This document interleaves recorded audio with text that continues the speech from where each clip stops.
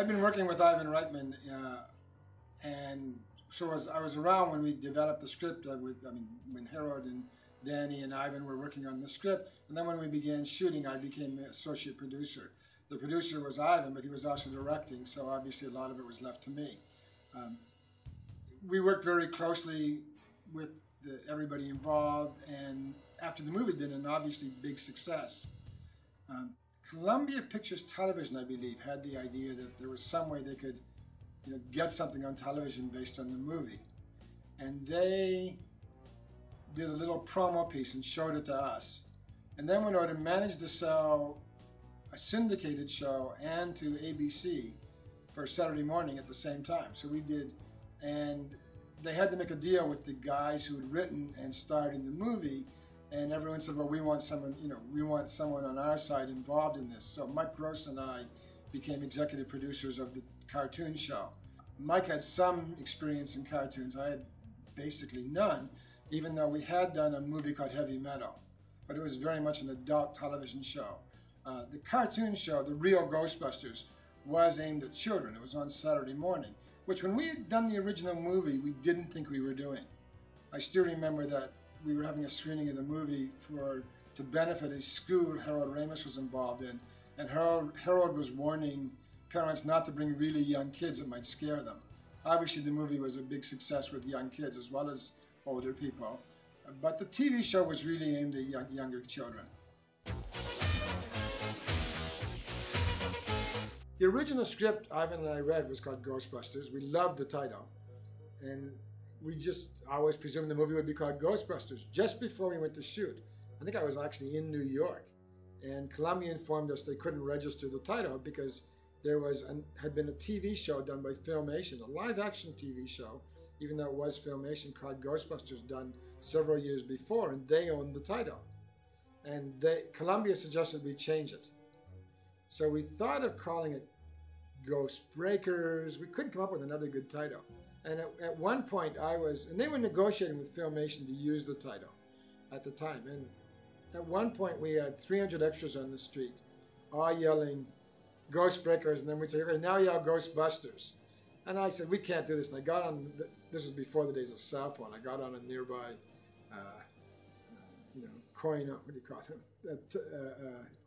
So I got on a nearby payphone, and I phoned back to Los Angeles and said, got the legal department and said, look, you got to do something about this. I said, we can't shoot every scene twice. You got to, make a deal. This title's worth something for us. So apparently, my understanding is that what they did was they paid Filmation some money to use it in the movie, but the deal was that either of them could use the title in a TV show. Well, once the movie became a big success, being no fools, Filmation did a show called Ghostbusters, which was based on their live-action TV show that they'd done a decade or so before. And I can't tell you who came up with the idea, but someone said, okay, we will call our show The Real Ghostbusters. And so our show became The Real Ghostbusters, and their show became Ghostbusters. And I think their show only lasted a season, but it must have confused a lot of kids. I actually remember at one point we did this sign. There's a sign in it at one place, and we first had to put up a Ghost Breakers sign, and then we had to put up a Ghostbusters sign. And by the way, we also, in doing research for the movie, we watched a bunch of old comedies that had ghosts in them, and in one of them, maybe it's called Ghost Breakers, there's a Bob Hope movie where he at one point says, I'm a Ghostbuster, and I thought, well, maybe it's in the public domain then. It's a common usage. Maybe we can use it, but I guess that wasn't strong enough.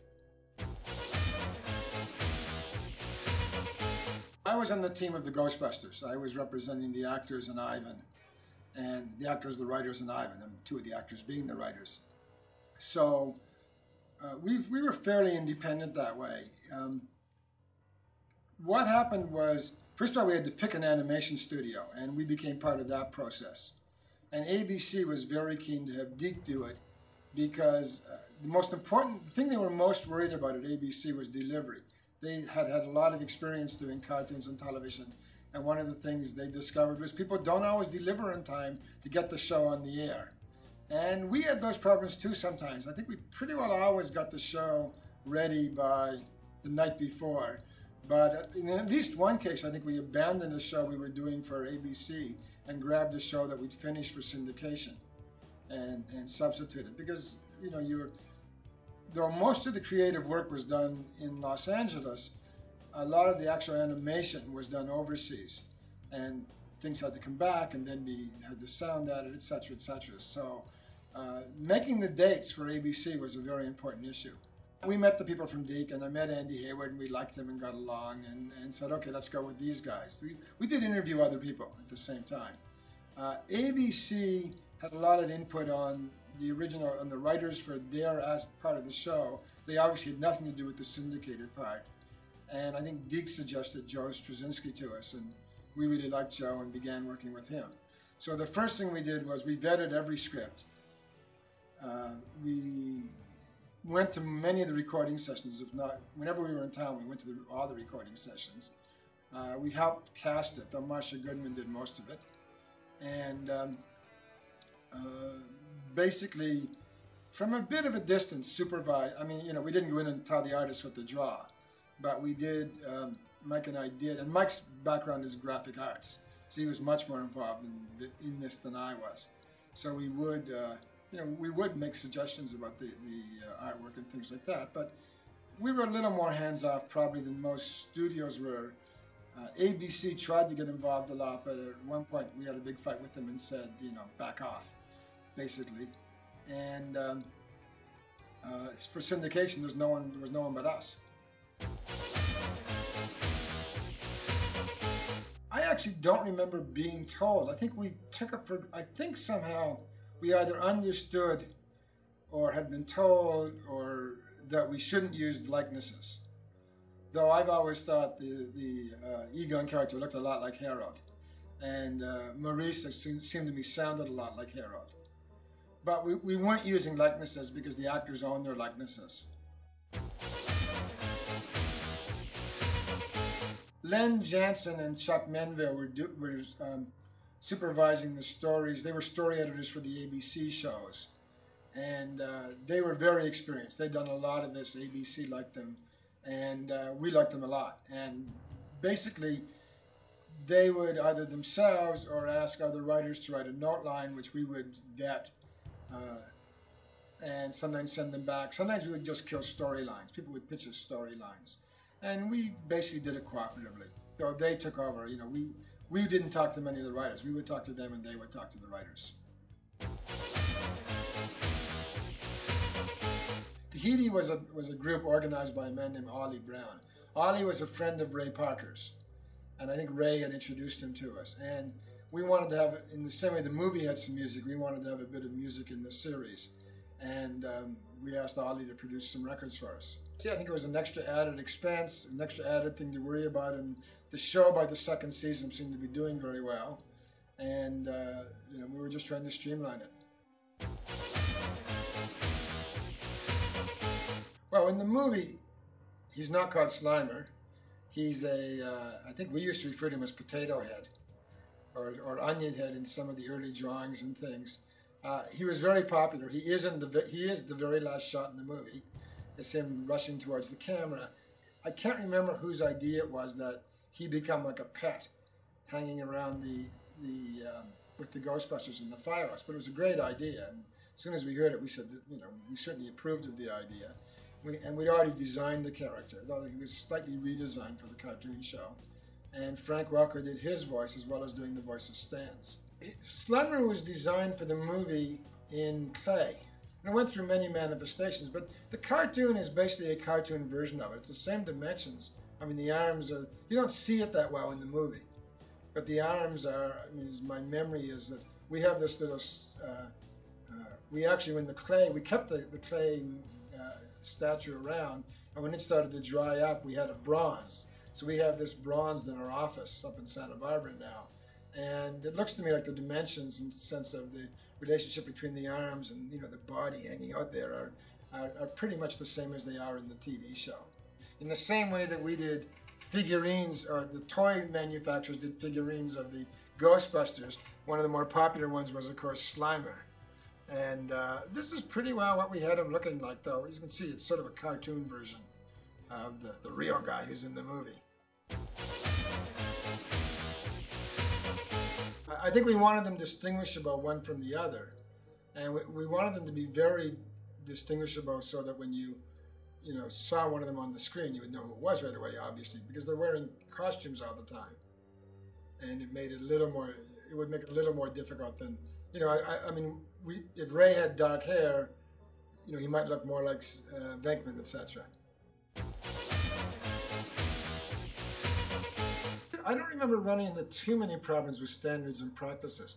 We actually ran into problems with ABC because after the first season, which had been very successful, they brought in someone who was supposedly was an expert in children's TV shows, and she began explaining what we weren't doing right. And I thought they had done some research, like put a bunch of kids in a room and showing them the TV shows, and the kids reacted a certain way.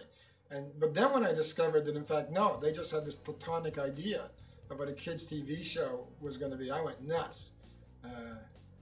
Someone was, I remember them saying, "You can't argue with her, she's got a PhD." I said, "I got a PhD, I don't care."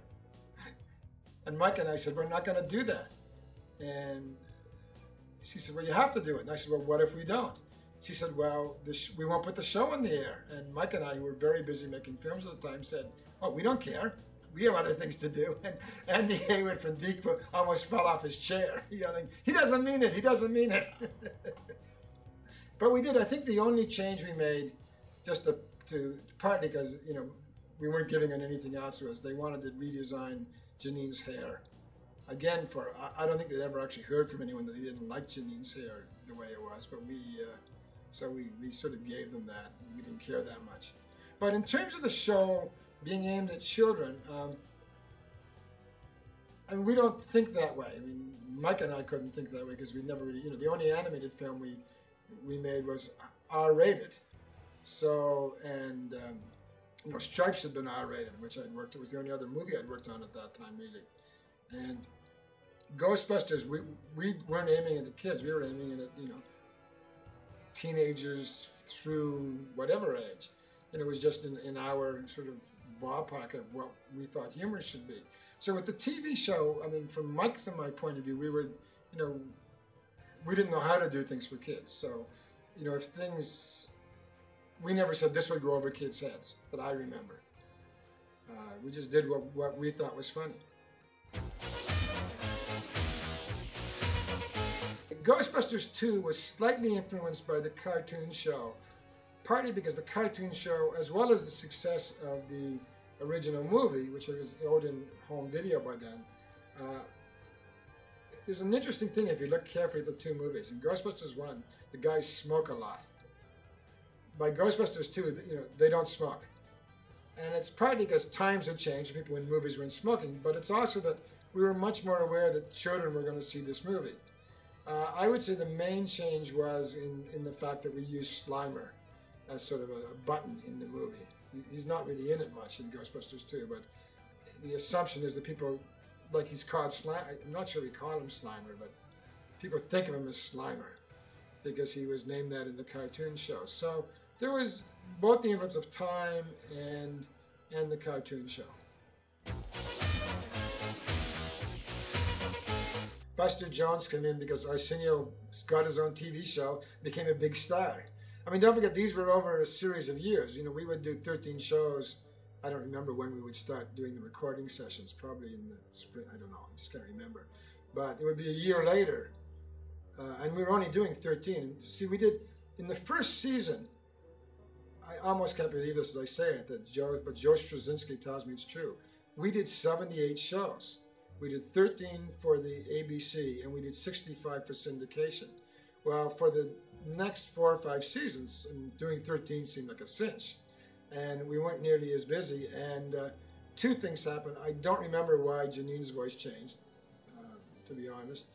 Arsenio, as I say, became a big TV star and had better things to do than our show, I think. We had a little trouble at the beginning. We weren't quite sure how to deal with the characters. But when we did those 78 shows the first season, by about the 5th or 6th show, we were really in a groove. We understood who the characters were. We would say, no, Slimer doesn't do that. Slimer always reacts this way. We knew the characters weren't exactly the same as they were in the movie, and we understood, and we'd worked out who they were.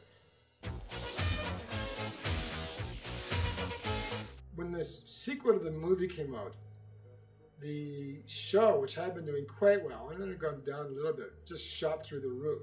Suddenly it was getting higher ratings than it ever had before. And I think someone said, let's take advantage of that. Let's do an hour on Saturday mornings. Well, we didn't just want to do 2 Ghostbusters shows.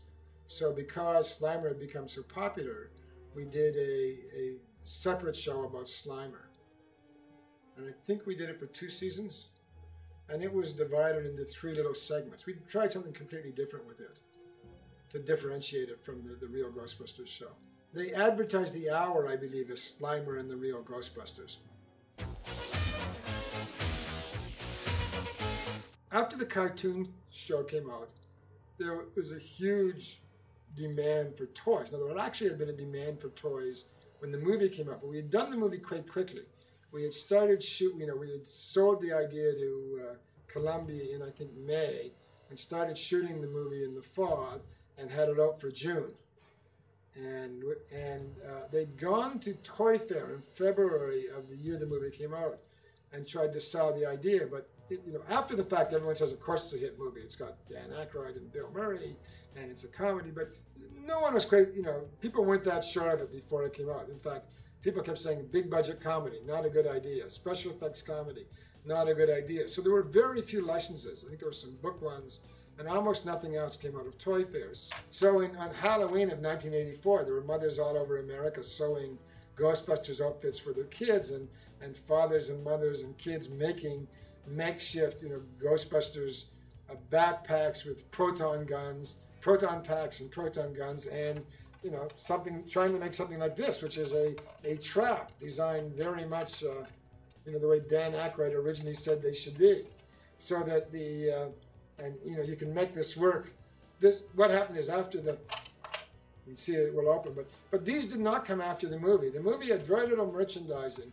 Once it was announced that there was going to be a TV cartoon show, Columbia was able to license the show, the Real Ghostbusters show, to Kenner, who did an amazing job. They did run and they began to coordinate it with the show a bit. Designs would be sent from the show to the toy manufacturers, so they were doing things that looked like the things in the show.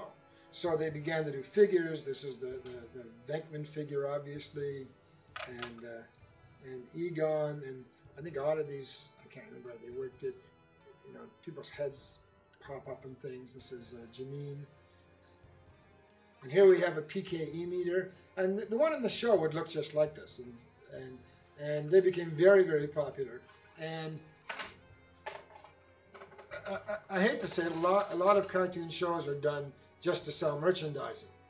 But in fact, I don't think this show really got started by Columbia Television, who I'm sure they were happy to get the merchandising, but I'm not sure they had that in mind. They just saw it as, the movie's really popular, let's get a TV show on the air. But it did turn out to be, allow 5 or 6 years of toys to be made. And it allowed kids to have toys, and they were close enough to the things in the movies. So the Ectomobile looks exactly the same on the TV show as it does in the movie, and the toy as a result looks like the Ectomobile. And I think this guy does show up in a couple of shows, but basically he's from the movie, so they would sell these too. The Stay Puft Marshmallow Man, we were very aware that there was a movie, and the cartoon show takes place after the movie has. So in the world we were creating, we felt that you could make reference to the movie. Though we do a show later where they go and have the movie being made, so it seems like the cartoon show was done before the movie if you were really young. But generally, the guys became Ghostbusters in the movie, is their history. And the events of the movie have taken place, was our attitude about the TV show. So we could make reference. The Stay Puft Marshmallow Man was in the very first script Dan Aykroyd sent us. Very much the way it is in the final movie. Described very much the same way. It's described very much the way they eventually drew it. Even 8-year-old kids now know about the movie. In the scene where Sigourney Weaver is is the eggs start to pop on it. There's a package of marshmallows that are Stay Puft marshmallows, but nobody ever seemed to want to make Stay Puft marshmallows. Maybe it was seen as too destructive a character of some sort. Well, it's funny because I'd been living in Toronto before I came to Los Angeles, and I'd been teaching. And one of my students was was doing stand-up, and I went to see him one night. And on the bill was Maurice LaMarche, who I thought was really funny. So I thought he was really talented. Then we came to do this show, and he was one of the voice actors they brought in, and was very, very good. Could really imitate. It was a very funny. I mean, one of the things is that these guys, except for Frank, I think, were stand-up comedians as well as voice actors. So it got nuts when we were doing recording sessions. Sometimes they were really fun. I mean, when we get Arsenio in a good mood, and then Maurice and Lorenzo, and then Frank could start doing his voices. And poor Marcia would always have to act like a schoolmarm half the time. Okay, kids, she would separate them sometimes. She wouldn't let them sit beside each other. It's always fun doing voice recordings. We've done a couple of animated shows since then. And it's amazing who shows up to do, it's great for an actor. You show up for half a day, and you get paid a reasonable amount. I mean, not a huge sum. It's made, we just be scale. But when the show's on a lot, you get a lot of residuals. And also, people have fun doing it. They don't need to go into makeup. They don't need to get up at 6:30 in the morning. And we had a lot of great people show up to do the show. I mean, the guys on the show were really funny. But I remember one of the guys from the Firesign Theater did the show once. Walter Coyne did the show once. I mean, lots of people would, you never knew who was going to be there. And one day, June Foray came, and everyone was really excited. It was June Foray's doing our show. This is great. We don't do anything in the cartoon. We always tried never in the cartoon to do anything that would change the world or the mythology of the movie. And the two have become very established. For some reason, the show has not been on the air. The cartoon show has not been on the air in a long time, though many people remember it and talk about it still, and with great fondness. People who saw it when they were kids saw the cartoon show first, and then maybe saw a DVD of the movie. But they've certainly established themselves as part of the great American, mythical world. It's really a great honor. It's certainly very fulfilling to have been involved in something that is so beloved of people. I certainly can't take responsibility for it. I was, part of a number of people, starting with Dan Aykroyd, who had the idea, going right through everybody who worked on the cartoon show and on both movies. It's great, though, to be part of something that is so much part of the American or the world's mythology. A friend of mine was in Africa, and he said he walked through a village and someone was playing the Ghostbusters song. He said, now that's really doing something that's made an impact. And the cartoon show was like that too. I would, be in countries all over the world and turn on the TV set and the cartoon show would be there.